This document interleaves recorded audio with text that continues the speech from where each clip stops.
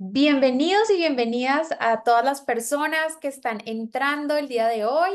Qué rico poderlos tener por acá. Venimos de una semana bien intensiva. Estamos aquí en el tercer día de la semana por la primera infancia. Tenemos hoy una invitada supremamente especial. Recordemos que este workshop se llama Crianza Consciente, Amor, Firmeza y Disciplina.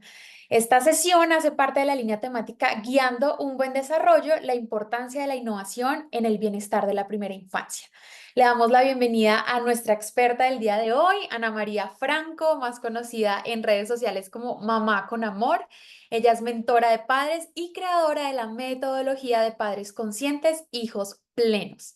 Bienvenida, Ana María, qué rico que nos acompañes y bueno, ya tenemos a más de 180 personas aquí escuchándonos, entonces la sala es tuya. Muchas gracias a United Way por esta invitación y por abrir este espacio de conversación entre las familias. Para mí es un placer estar aquí. Les cuento que yo soy mentora de padres, tengo una comunidad en redes sociales, todo el tiempo estoy por allí pues ofreciendo información, conocimiento y experiencia a las familias y a las personas que quieren rematernarse y repaternarse. Quiero empezar por abrir el espacio del chat para que me cuenten quiénes son padres, quiénes son madres, quiénes son maestros, que me pongan ahí como el interés de ustedes por atender a estas charlas. Muchos son tíos comprometidos, personas que están de alguna manera en vínculos con la primera infancia, pero quisiera saber pues cuántos de ustedes están aquí por sus chiquis. Aquí estoy viendo maestra, me encanta. Maestra, quiero ver a los padres. Ay, qué lindo. Maestra y madre, mami, trabajadora social. Bueno, me encanta. Bueno, quiero que este espacio lo aprovechemos para hablar de algunos temas que son hoy supremamente importantes en el marco de la infancia. Yo quisiera que empezáramos por hablar, aquí me encanta leer a todas estas maestras, mamá, maestra, madre, bueno, me encanta, estamos muy referenciados por la primera infancia. Y quiero que empecemos por un tema que quizá se nos hace muy obvio, pero que no lo es tanto, y es por qué estamos hablando hoy tanto de crianza en nuestros marcos educativos. Este tema para mí es fundamental porque hoy existen también detractores de esta metodología de crianza que nos cuestionan, que nos preguntan por qué las cosas tienen que cambiar. Y sí que existe una razón que es muy importante que la tengamos clara cuando estamos en el marco de espacios educativos a quienes son maestros y en el marco de el liderazgo dentro del hogar. Digamos que hay que hablar de crianza porque nuestro mundo ya no es el mismo. Nuestras madres, nuestras abuelas, bueno, un montón de generaciones han tenido hijos y eso ha logrado pues que nosotros como especie hayamos perdurado en el tiempo y ninguna de esas generaciones se ocupó de estudiar la crianza de una forma tan juiciosa y tan cercana como lo estamos haciendo nosotros. ¿Es necesario que hoy entonces nosotros estudiemos a la crianza o bastará simplemente como con la velocidad y la inercia de las generaciones para simplemente maternar y paternar a los niños? Es importante que sepamos que el mundo de antes, hace muchos años, estaba gobernado por las relaciones de autoridad, es decir, que había una estructura piramidal súper fuerte entre la autoridad y los súbditos, estas personas que están llamados a obedecer. Entonces pensemos, por ejemplo, en una Alemania nazi, en la política. ¿Qué pasaba en la Alemania nazi? Había un Hitler que estaba aquí posicionado como autoridad y era un Hitler que para mantener esa posición y ni siquiera arriesgarla, tenía que intimidar, tenía que violentar, tenía que amenazar, tenía que castigar a las personas debajo. Y estas personas que obedecían, pues ni siquiera se les ocurría cuestionar a ese líder y es más, le temían con tal de no recibir esas consecuencias nefastas que este líder prometía en ellos si le desobedecían. Pero vámonos para otro lugar, vámonos para la iglesia, por ejemplo.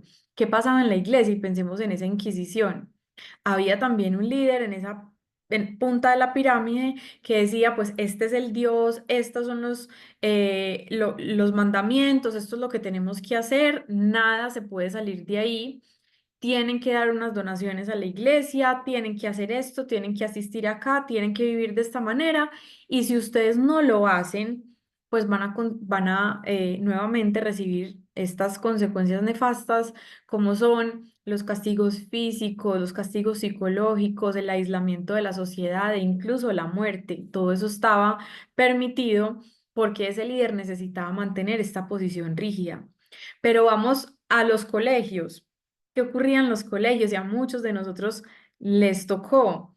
En los colegios también había una jerarquía súper marcada en donde habían unas personas que tomaban el poder y las demás personas estaban destinadas a obedecer. En ese momento, donde toda esta pirámide de autoridad estaba rigiendo la sociedad, se creía que había unas personas que valían más que otras. Es decir, que el respeto solamente se lo merecían esas personas que estaban arriba de la cúspide de la pirámide. En los colegios incluso eran permitidos los castigos físicos y psicológicos. Cuando alguna persona se equivocaba en un examen, y pónganme aquí en el chat si alguno de ustedes fue víctima de esta violencia, los profesores tenían la autorización expresa para aislarlos del grupo, para pegarles incluso con reglas, para ejercer castigo físico y psicológico sobre sus estudiantes. Pero no solamente operaba en la política, en la religión, en los colegios, sino también en el hogar. Entonces nos íbamos para esas casas de ese momento puntualmente histórico del que estamos hablando y había un papá. Y ese papá estaba en la cúspide de la pirámide. Y ese papá era el que valía más en la casa, el que se llevaba no solamente la mejor presa de pollo, sino que tenía un puesto fijo en el comedor, el que una vez hablaba ya nadie podía contradecirlo. Era un papá con una envergadura gigante como de fuerza y era un papá al que le temíamos muchísimo y decíamos que lo respetábamos. Esa mamá que existía en ese momento en la casa era la líder, siempre y cuando el papá no hubiera llegado de trabajar. Porque si el papá había llegado de trabajar, automáticamente ella pasaba a esa base de la pirámide que únicamente se tenía que limitar a obedecer. ¿Sí o no? Y entonces, ¿qué pasó después de la Segunda Guerra Mundial? Después de la Segunda Guerra Mundial, hubo un movimiento de derechos humanos en todo nuestro mundo que pactó que todos los seres humanos valíamos lo mismo, que pactó que todos teníamos dignidad humana, que pactó que estaban prohibidos los castigos, las amenazas, el maltrato psicológico, el maltrato físico, que pactó que quien ejerciera algún tipo de violencia sobre otro ser humano iba a tener consecuencias como la cárcel, ejercida por el Estado de Derecho.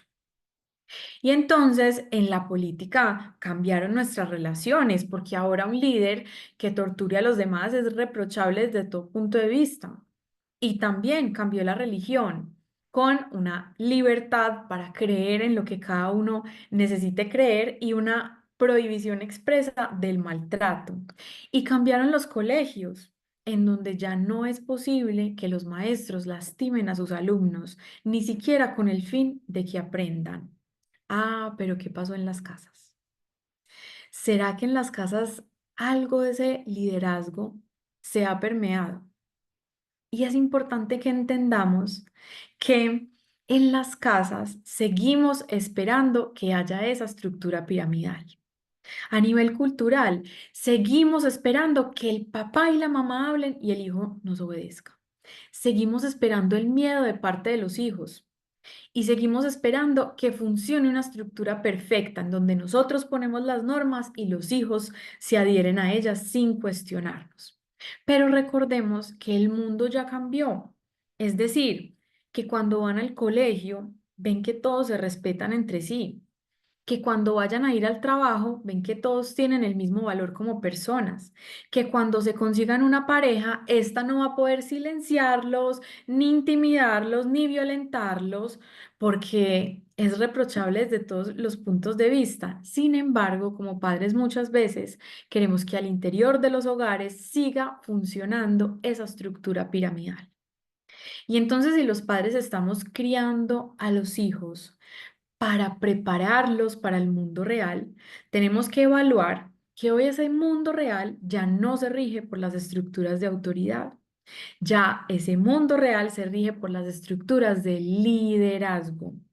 Es decir, que claro que hay personas que están en la cúspide de la pirámide, que claro que hay personas que toman las riendas de las normas y de los lineamientos que seguimos como sociedad, que claro que hay personas que en esa jerarquía están un poco más arriba, pero que esas personas no ejercen violencia para poder conseguir que quienes estamos debajo de la pirámide obedezcamos, cooperemos y hagamos tejido social. Esas personas de hoy que lideran se llaman líderes y su metodología es el liderazgo. Ana, ¿y cómo hacemos? Es que es muy difícil, es que nadie nos enseñó a liderar en nuestras casas, es que somos hijos de esas estructuras piramidales, pero ahora quieren que como padres y como maestros de repente apliquemos liderazgo y no tenemos herramientas. Y entonces aquí es donde se hace necesario aprender sobre crianza. ¿Por qué? Porque la crianza hoy nos enseña cómo ser líderes al interior de de nuestros hogares y al interior de nuestras aulas de clase. Un liderazgo que nadie nos ha enseñado a ejercer. Un liderazgo que está muy alejado de las metodologías que nosotros tenemos como referencia de vida, tanto como alumnos y como hijos.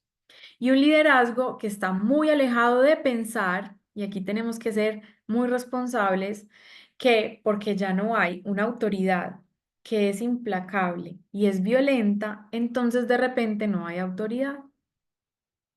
Y aquí entro en otro tema que es supremamente importante, que son los estilos de crianza. La mayoría de ya, la mayoría de las personas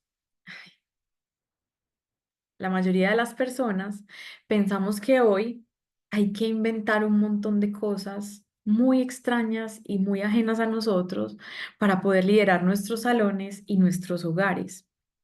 Y quiero que hablemos de los estilos de crianza para que tengamos un poquito de claridad en cómo es esa mezcla perfecta entre las herramientas.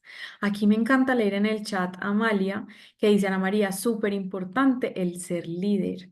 Y Sandra dice: es diferente tener autoridad como padres, pero no entrar en el autoritarismo. Me encanta. Entonces, en este tema de los estilos de crianza, vamos a notar que hay cuatro estilos principales de crianza y que son, mejor dicho, desde siempre, esos cuatro estilos de crianza han regido nuestra sociedad. El primero de ellos, y el que no vamos a hablar hoy, es el estilo de crianza ausente. Este estilo de crianza vamos a describirlo como ese padre que simplemente da a su hijo en adopción o lo delega al azar de la vida en brazos de otra persona y nunca más vuelve a saber de él. Ese estilo de crianza no lo vamos a tomar en consideración porque ninguna persona de las que está conectada en esta charla, de las que se intriga por aprender, de las que se capacita constantemente, pues ejerce este estilo de crianza y solo podríamos comunicar las consecuencias nefastas que tiene para un niño pequeño que su cuidador principal, padre o madre, lo deje a la suerte de la vida. Acá Ángela nos dice: les dicen hijos huérfanos con padres vivos. Así es. Nuestro segundo estilo de crianza es el estilo de crianza autoritario. En ese estilo de crianza yo quiero que cada uno de nosotros pensemos, si tenemos un referente, casi siempre un hombre de nuestra familia, nuestro papá, nuestro abuelo, que era un hombre muy trabajador, proveedor de la casa. Era un hombre que o vivía en una finca o se iba mucho, o era un ejecutivo, trabajaba mucho por la empresa, pero era un hombre que pocas veces se le veía en la casa. Pónganme aquí quienes conocen uno, ya lo tienen ahí identificado en sus familias o en sus grupos familiares. Este hombre entonces era 100% límites y 0% afecto. Es el típico papá que llegaba a la casa a preguntar cómo se portaron los hijos, si había que poner alguna consecuencia. Era este papá machista que todo el tiempo demandaba cosas, pero entregaba poco en términos emocionales. Aquí Daniela dice: yo tenía uno. Era ese papá que únicamente estaba concentrado en los límites y en las consecuencias. Era un padre que tenía clara la palabra para exigir, para que sus hijos siempre sintieran que no eran suficientes ante sus ojos. Ese niño que se acercaba y le decía: papá, saqué un 9 en el colegio, pero lo puedes hacer mejor. Ah, bueno, papá, saqué un 10, es tu responsabilidad. Era un papá muy lejos del corazón de sus hijos, pero muy presente cuando se trataba de cumplir límites y normas. Julio César aquí dice, mi abuelo. Esas exigencias de esa persona eran supremamente grandes. Y esas exigencias crearon consecuencias buenas y malas en los hijos de ese sistema, pero prevalentemente impactaron el perfeccionismo, un diálogo interno implacable, unas formas de ser muy tristes de quienes ejercimos ese estilo de crianza en nosotros. Quienes de alguna manera experimentamos esas consecuencias, somos personas muy autoexigentes, no nos conformamos con nada, siempre creemos que hay que dar más de nosotros y hacer porque nunca cumplimos las expectativas de ese cuidador principal. Tenemos entonces un tercer estilo de crianza, que es el estilo complaciente. Y en este estilo de crianza, quiero que también piensen en un referente y que cuando lo identifiquen me pongan ahí yo. Y es un referente que era 0% límites y 100% amor. Y entonces este estilo de crianza casi siempre nos arroja la imagen de una de las mujeres de nuestra familia, que era una mujer súper amorosa, sonriente, que, mejor dicho, todo era posible para ella, pero era una mujer que cero nos hizo responsables de nuestras cosas. Entonces, si el niño quebró el florero, era la típica mamá o la típica tía que decía, no, es que no fue el niño, es que el florero estaba mal puesto y le iba mal en el colegio y decía, no, es que él es muy inteligente, lo que pasa es que la profesora le tiene bronca. Y el niño no llegaba, no saludaba, no daba las gracias y esta mamá siempre decía, no, es que el niño está muy cansadito hoy, está enfermito, él no es así, y que siempre estaba buscando defender a los niños por encima de sus responsabilidades y su lugar en el mundo, es decir, 0% límites y 100% afecto. Ese estilo de crianza, entonces, también crea unas consecuencias nefastas en este hijo que lo recibe. ¿Por qué? Porque es un niño que no se hace responsable de sí mismo, porque es una persona que en el futuro siente que alguien siempre lo va a venir a salvar, porque es alguien que aprende a manipular emocionalmente también a las personas, porque es alguien que al no tener responsabilidades tiene también muy poca autoestima o esa creencia sobre sí mismo de que es incapaz de lograr las cosas por sí mismo. Entonces miren que esos estilos de crianza dejan rezagos profundos en nuestro interior y que podemos identificar hoy como adultos una referencia en nuestro mundo que creó esos efectos que no queremos en esos niños que fueron cobija de ellos. Y entonces nos preguntamos, Ana, pero falta un estilo de crianza. ¿Y cuál es ese estilo de crianza que falta? Es el estilo de crianza firme y amable. Es decir, es la combinación entre ese estilo de crianza autoritario y el complaciente. Y entonces si yo les pregunto hoy, yo quiero leerlos en el chat, si ustedes aplican hoy ese estilo de crianza firme y amable, ¿qué me dirían? Ah, sí, sí, Ana, todos aplicamos firme y amable, todos aplicamos firme y amable. Yo quiero ver esa confirmación aquí en el chat.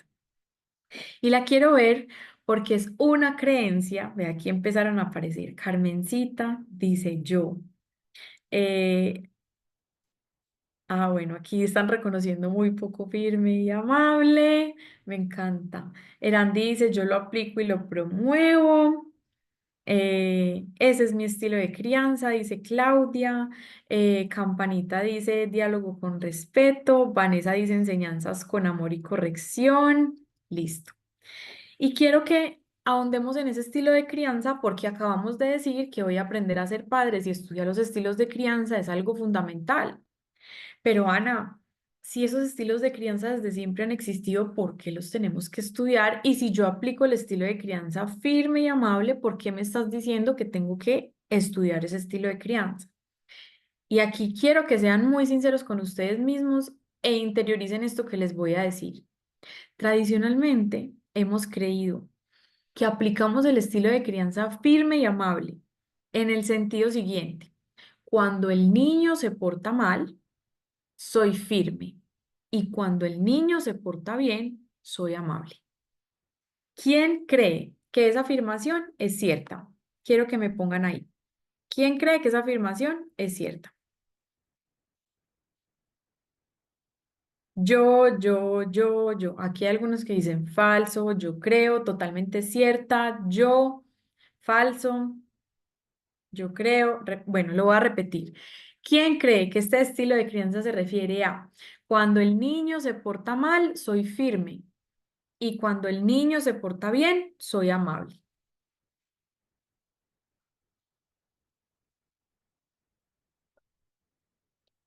Listo. Entonces es importante que lo pongamos sobre la mesa, porque la mayoría de las veces estamos teniendo esa creencia. Lo voy también a convertir de otra manera para que me digan quiénes creen que esto es verdadero y quiénes creen que esto es falso. Por ejemplo, solemos creer, si la mamá es amorosa, respetuosa y complaciente y el papá es firme, autoritario y duro, ese niño crece en una casa o en un marco lleno de límites y respeto. Y es supremamente bueno ese terreno para que ese niño crezca. Falso, falso. Claudia dice verdadero. En desacuerdo, falso, no lo creo. Bueno, este está un poquito más unánime las respuestas. Falso, falso, falso. Listo. Entonces, aquí viene la revelación de todas estas olas de crianza. Y es la siguiente. Si nosotros estamos poniendo a depender nuestro actuar del comportamiento del niño, estamos perdiendo como adultos. Es decir, si cuando el niño se porta bien, yo soy amorosa y complaciente y querida con el niño, y cuando el niño se porta mal, yo estoy siendo dura y firme con los límites, estoy perdiendo mi mando como adulto. Porque ¿quién está mandando en ese escenario? El niño. El niño está diciendo, bueno, hoy me portó bien y mi mamá es querida, hoy me portó mal y mi mamá es brava. Y el niño no tiene la capacidad de tener el mando de una casa. Ahí estamos fallando como adultos, estamos fallando como esa autoridad que está llamada a tomar las riendas de nuestra casa. Entonces, ¿qué pasa?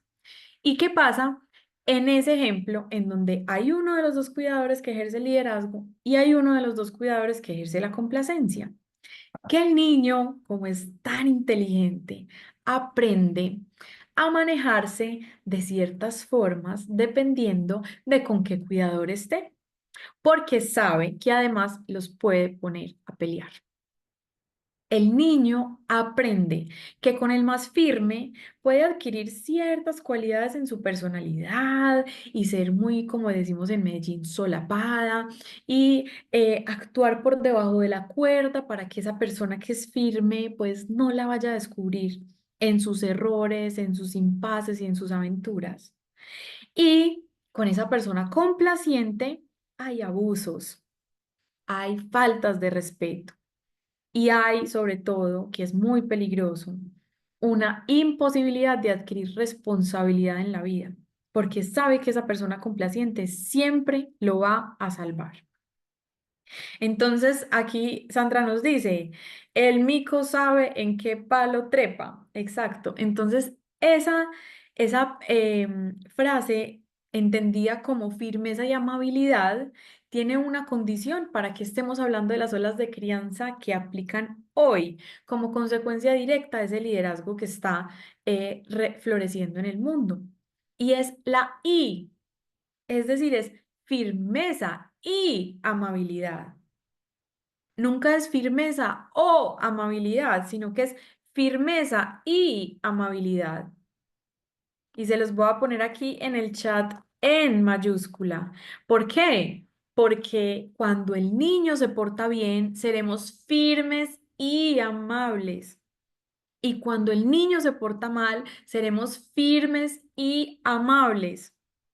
Es decir, que si nuestro hijo ese día estuvo divino, llegó del colegio, nos contó todo lo que había hecho con sus amiguitos, se quitó el uniforme, lo llevó al lugar de la ropa sucia, nos ayudó a preparar la mesa y los alimentos, pero nos dice, mami, por favor, déjame ver televisión hasta las 11 de la noche.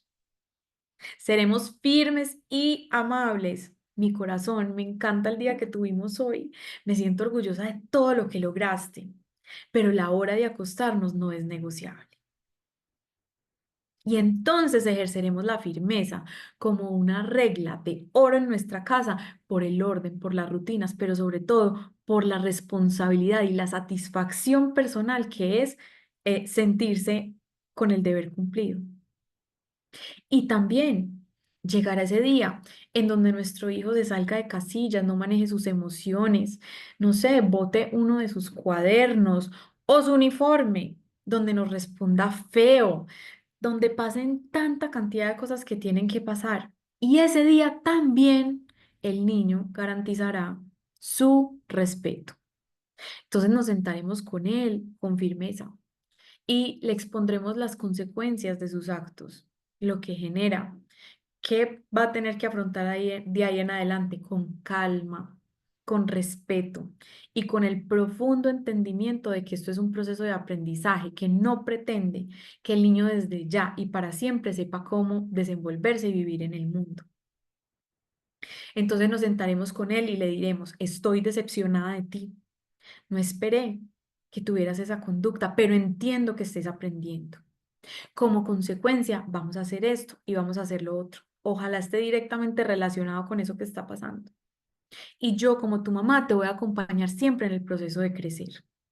Esto no me hace feliz, pero entiendo que hace parte del proceso. Y quiero que cuentes conmigo para sentir tu tristeza y la mía en este único acto de presencia entre tú y yo. Y aquí estoy. Y no tengo que lastimarte, no tengo que amenazarte, no tengo que castigarte, no tengo que alejarte de mí, no tengo que rechazar esas partes tuyas que aún están inmaduras. No, puedo aceptar abiertamente los errores cometidos, tus desbordes, tus torpezas, tus errores.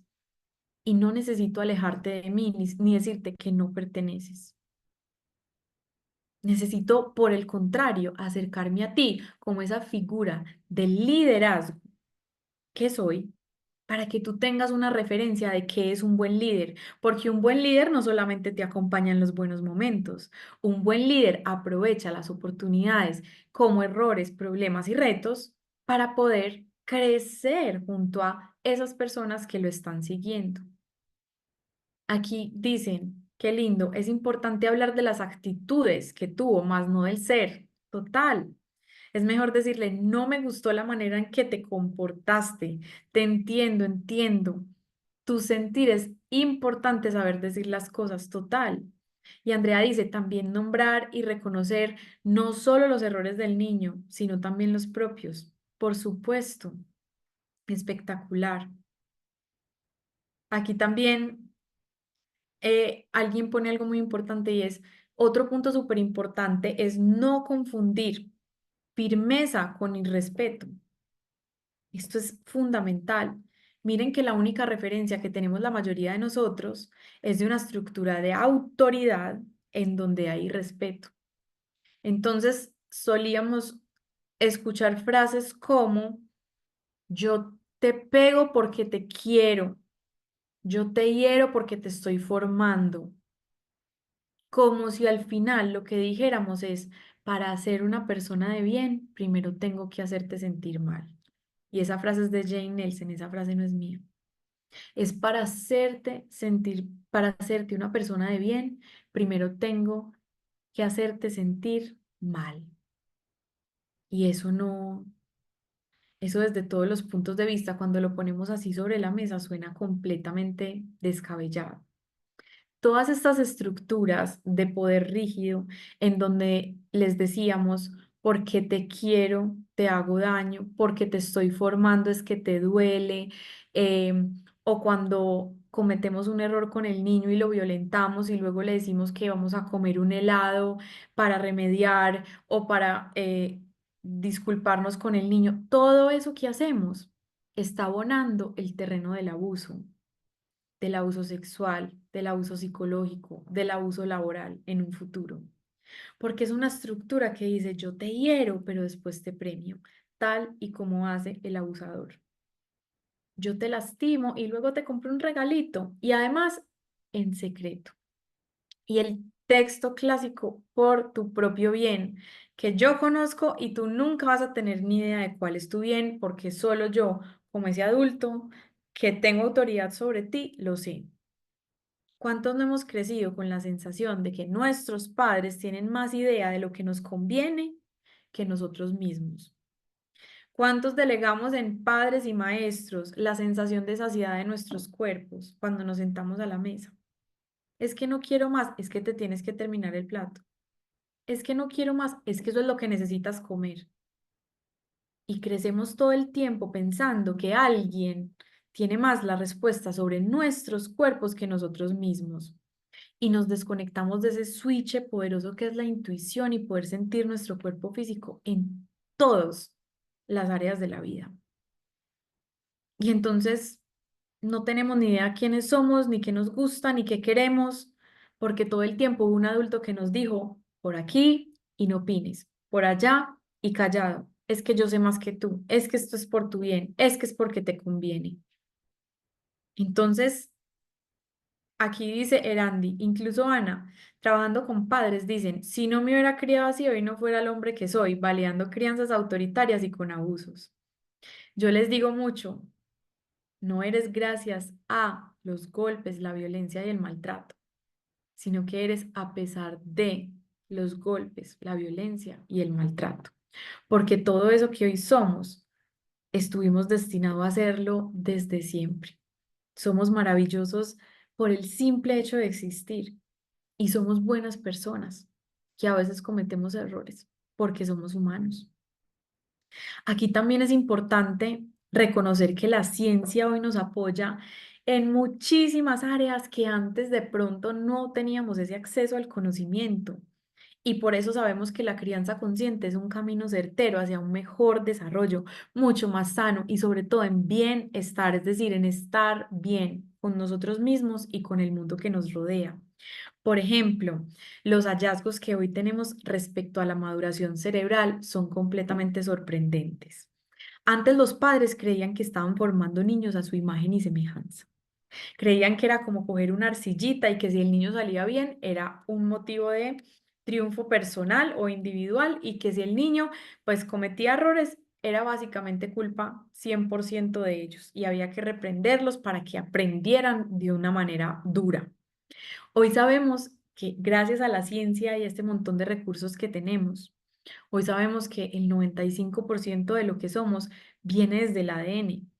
Es decir, que nuestra personalidad extrovertida, de liderazgo, de querer agruparnos en sociedad, de querer sobresalir en un grupo, todo eso está metido dentro de nuestro 95% que ya viene de fábrica. Y a la misma vez, si somos una persona introvertida, que no le gusta mucho compartir, que es muy analítica, que tiene muy medido a todo el mundo, que tiene habilidades especiales para sentir mucho más que expresar, todo eso viene en ese 95%. Y por eso también los hermanos somos tan diferentes, porque ese 95% ya viene de fábrica. Entonces hoy sabemos que como padres no nos podemos atribuir unos dones de magnificencia en cuanto a la crianza de los hijos, pero a lo sumo los podemos conocer y podemos ver con curiosidad cómo con esa configuración de fábrica que ellos traen tan maravillosa podemos aportar a su equipaje de vida. Y como maestros, también podemos ver qué habilidades especiales desarrolla cada uno de esos niños para poder aportar ese equipaje de vida herramientas valiosas. Y entonces el que siempre quiere ser protagonista, le podemos dar habilidades y ponerlo de último. Y al que de pronto no se atreve, ponerlo de primero. Y así empezar a alentar, ya no sobre cero, sobre la construcción desde la nada de las habilidades, sino desde ese 95% que viene de fábrica. Y entonces ya no vamos a tener expectativas elevadas sobre este niño que es tímido e introvertido, que le cuesta un poquito más todo el tema de sociabilidad. Ya no vamos a tener esa expectativa de que se pare y sea el personaje principal de la obra del colegio. Pero eso exige, claro, una tarea más profunda nosotros como adultos, que es de observación y poco sabemos observar.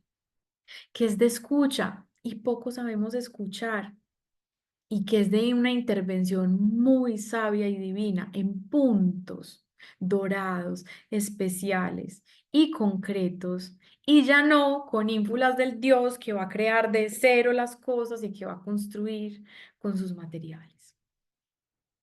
Y entonces aquí también hay algo que nos arroja la crianza consciente espectacular.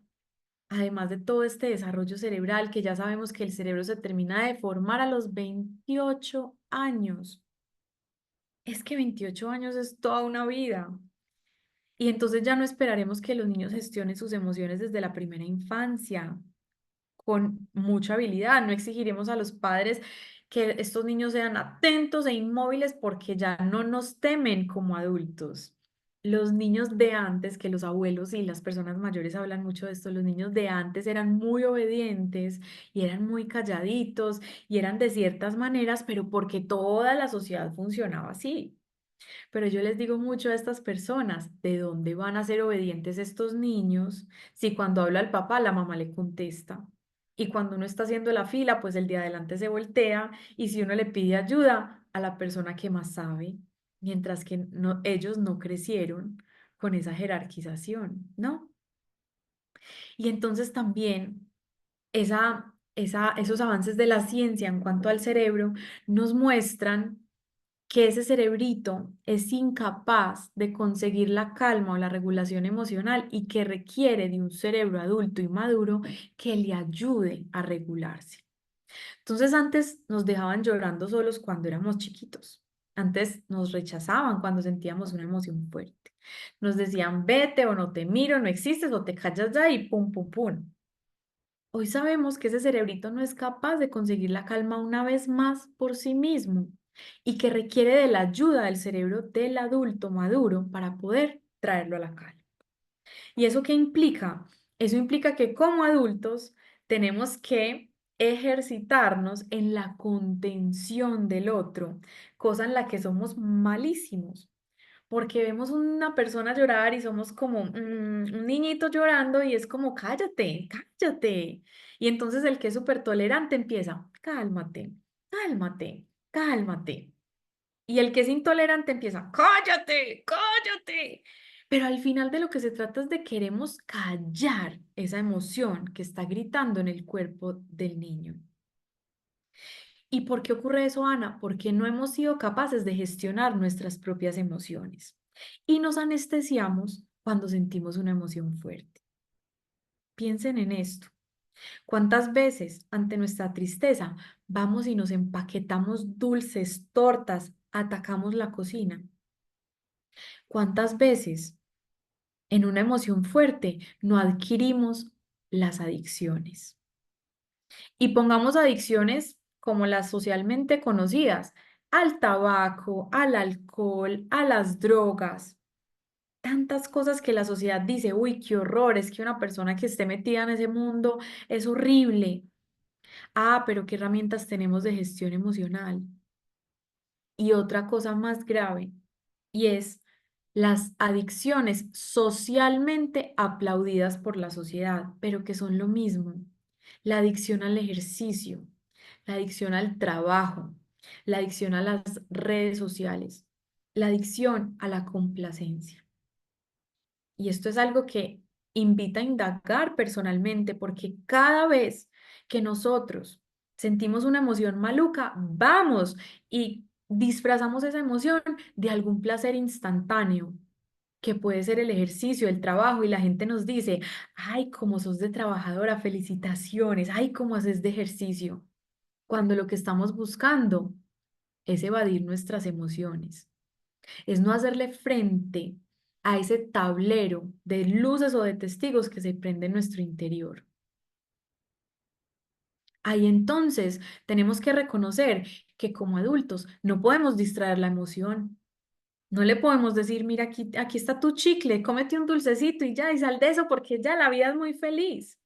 No podemos querer que ese niño se calme a como de lugar y entregarle la pantalla porque de una se calma, porque estaremos abonando también entonces ese patrón de adicción que lo tenemos tan incorporado en nosotros mismos.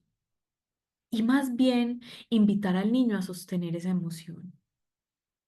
Hace poco yo les decía a unos papás, qué tan triste cuando llega nuestro hijo del colegio y nos dice que han invitado a todos tu salón a un cumpleaños menos a él. ¿Y qué hacemos? Quiero que sintamos en nuestro cuerpo qué hacemos como adultos. La mayoría de las veces decimos, no, eso no importa, eso no pasa nada. O también nos vemos tentados a llamar a la profe y a decirle, profe, ¿cómo es posible que invitaron a todo el mundo menos a mi hijo? O si no, a la mamá del amiguito y decirle, ¿cómo se te ocurre no llamar a mi hijo a al cumpleaños de tu hijo? Es que es el colmo. O si no, cambiar esa emoción de nuestro hijo por una positiva, como por ejemplo, siquiera no te invitaron a ese cumpleaños, esa familia es horrible. O ay, qué coincidencia, no, no, siquiera no te invitamos porque teníamos un plan hoy súper bueno. ¿Cuántas veces? Mira, aquí Angie pone, venga, yo lo llevo a los jueguitos para que no esté triste. Sí, Angie, eso es lo que hacemos. ¿Por qué? Porque no sabemos mantener una emoción desagradable, porque buscamos distraerla. Y ojo, no estamos hablando del niño, estamos hablando de nosotros como adultos. Entonces, no es para que nuestro hijo deje de estar triste, es para que nosotros lo veamos feliz. Porque, ¿qué? ¿Cómo vamos a sostener esta incomodidad nosotros? Y aquí es donde el adulto a cargo cobra un papel fundamental en la crianza consciente que en otros estilos de crianza nunca había tenido un puesto, un lugar en la mesa. ¿Por qué? Porque decíamos, no, es que el niño es el que llora, el niño es el niño. Pero en este estilo de crianza consciente, nos damos una vuelta y miramos hacia el adulto a cargo. Porque ¿cuántas veces fue rechazado el adulto a cargo y por qué le duele tanto que rechacen a su pequeño? Porque ¿cuántas veces fue burlado o señalado ese profe cuando era chiquito? ¿Y por qué le saca de casillas que en su salón haya un caso en donde se rían de alguien? Porque ¿cuántas veces ese papá o esa mamá de ese adulto cuidador no llegó a tiempo y ese adulto hoy es completamente implacable con la puntualidad? Porque nuestras heridas, cuando somos adultos, nuestras heridas de la infancia están presentes en nuestro actuar, en el presente, no en el pasado. Mucha gente cree que el tema de las heridas de la infancia es ir a rebuscar y a sacar recuerdos de... No, no, no. Las heridas están hoy presentes en nuestras vidas. Y por eso por eso a ti te da tanta rabia que tu hijo no coma, porque a ti te decían que ibas a dejar de comer 2 días por haber contestado feo. Por eso a ti te da tanta rabia que tu hijo no duerma, porque el descanso para ti es prioritario porque te tuviste que hacer cargo de tu familia desde que eras muy pequeño. Por eso a ti, otro, te saca de casillas la puntualidad, porque tus papás nunca llegaron a esos actos que hacías en el colegio. Y porque a ti te molesta que ese chiquitín exprese que está cansado o que no quiere hacer algo, porque a ti te callaron y te silenciaron cuando tú eras pequeño. Y entonces ese adulto a cargo tiene que revisarse constantemente porque eso que está detonando en él, su chiquitín, sea alumno, sea hijo, está más vivo que nunca. Y hay una oportunidad hermosa en el presente para poder sanar eso que cargamos como herida y convertirlo en un patrón distinto para estos chiquitos que están siguiendo nuestros pasos. Y entonces hay algo que me parece precioso que se llama rematernar y repaternarnos, que no es más que hacernos cargo de nosotros mismos como si fuéramos nuestra propia mamá o nuestro propio papá cuando ya somos adultos. Y que sepamos que así como dice Jenny en este estilo de crianza es importante vernos, porque todo el tiempo estamos aprendiendo de ellos como un espejo de nosotros, pero también porque tenemos esa posibilidad en un acto presente, acompañar una pataleta de un chiquito, de resignificar el pasado que dolió y de cambiar el futuro que aún no llega. En este acto de decirle, llora mi amor, llora, yo no voy a ceder, yo no te voy a entregar el control del televisor, no voy a hacer lo que tú quieres, pero siente esa emoción, porque esa emoción te está trayendo un mensaje y les recomiendo la película Intensamente. Y ese mensaje puede ser que tú amas mucho algo que acabas de perder. Y ese mensaje es súper importante y no desconectemos a los niños del mensaje que nos trae la emoción, porque eso es evolución, porque gracias a las emociones estamos hoy aquí. Pero cuando yo tengo presente que yo puedo unir ese pasado que dolió con ese futuro que aún no llega en el acto presente, de estar presente como el regalo, así como la palabra lo dice, todo cambia. No solo estoy transformando la vida del niño, sino también la mía. Y estoy irradiando a toda esa población que está alrededor de nosotros de una manera diferente de hacer las cosas, que implica liderazgo, no autoritarismo, porque ya sabemos las consecuencias nefastas que esto nos trae para la vida. Es importante entonces hacer una afirmación desde la humildad, y es que todos estamos aprendiendo, todos somos aprendices. Y entonces la religión nos enseñó a hacer esto por mi culpa, por mi culpa, por mi gran culpa. Y yo nos invito hoy a que con o sin la religión, todas las mañanas digamos, soy inocente, soy inocente, soy inocente. Porque lo que antes no sabía me hizo cometer errores, me ha hecho herir a las personas. Y sigo y seguiré siendo un humano que transita en un estado de inocencia y de ignorancia, pero con las firmes ganas de aprender. Y eso es lo único que puede salvar nuestra relación, no solo con nuestros chiquitos, sino con nosotros mismos y con el mundo. Ese reconocimiento de que no nos la sabemos todas, de que seguimos aprendiendo, de que nuestro cerebro todo el tiempo es una máquina perfecta que se va actualizando, de que nosotros estamos aprendiendo a ser líderes porque no tuvimos el ejemplo de serlo, de que le exigimos a los niños lo que no hemos cumplido muchas veces. Apaga ya esa pantalla. ¿Y cuántas veces no nos quedamos en el celular? ¿Cuántas horas no perdemos ahí? Para de comer. ¿Y cuántas veces hemos parado con esa cosa tan rica que tenemos enfrente? Controla tus emociones y en este tono. Ay, Dios mío. Y entonces empezamos a notar que la mayoría de las veces exigimos desde la carencia de lo que no somos. Es decir, que tenemos un discurso y piensen en sus padres y cuando los empezamos a ver como adultos, cómo se nos cayó ese pedestal.